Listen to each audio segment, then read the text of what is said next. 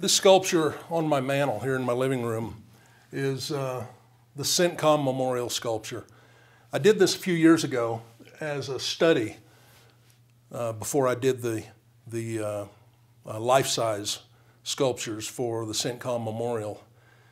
Central Command headquarters is at MacDill Air Force Base in Tampa, Florida, and the Centcom Memorial sits right in front of the headquarters building. And the life-size version of this sculpture will sit right there in the middle of that memorial. I used a couple of soldiers here from Fort Carson, Ontario, and Amy. And when I had taken the pictures of them, they both had done more than one tour in Iraq.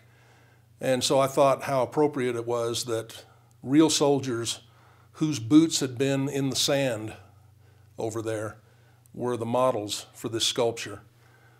On the monument, bronze version, Ontario is presented as an active duty combat troop, and Amy is presented as an active duty support troop. Now you can see that by the weapons they carry. Ontario has an M4. Amy, she's carrying a full-size M16.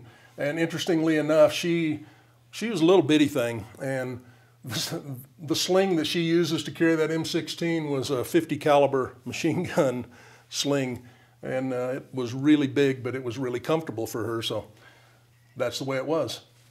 Cool thing on some of the detail on the monument, Ontario has a watch on his vest that is typical of soldiers who were on the ground over there. They'd strap a watch to their vest, and then they could just flip it up and look at it instead of having it on their wrist. I set the watch, set the time on the watch when I sculpted the monument to 9/11. He wore a wedding ring, whispering its promise to someone back home, indicating he has a wife and probably a family. His camelback was empty. Combat troops don't carry canteens anymore. They carry these water reservoirs on their back, and so I sculpted that as if it's at the end of the day and he's pretty much spent himself in his duty today. He has one knee pad on his knee where he kneels for his rifle shot, and his right shoulder is clear of gear. He has a little radio over here. But just lots of details to make sure it's accurate. And so because it was going to Centcom headquarters, I knew that there'd be lots of soldiers who'd be looking it over to make sure that I had done it correct. Amy she's a great story.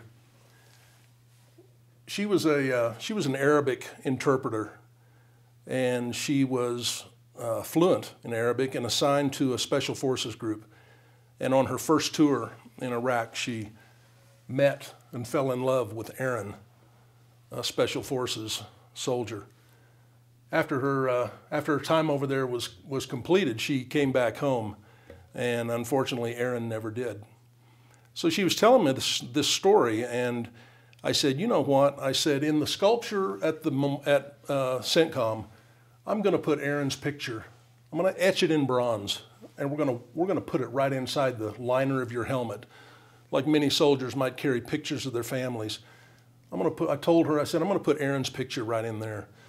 I asked her why she was going to transition out of the Army, out of active duty, and she told me about her kids and that she'd missed their last birthdays the last 3 years, and that she didn't want to miss anymore.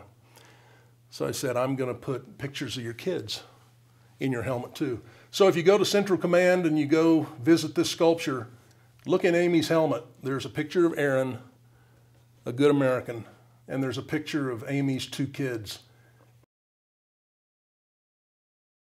Yeah, I feel good about this.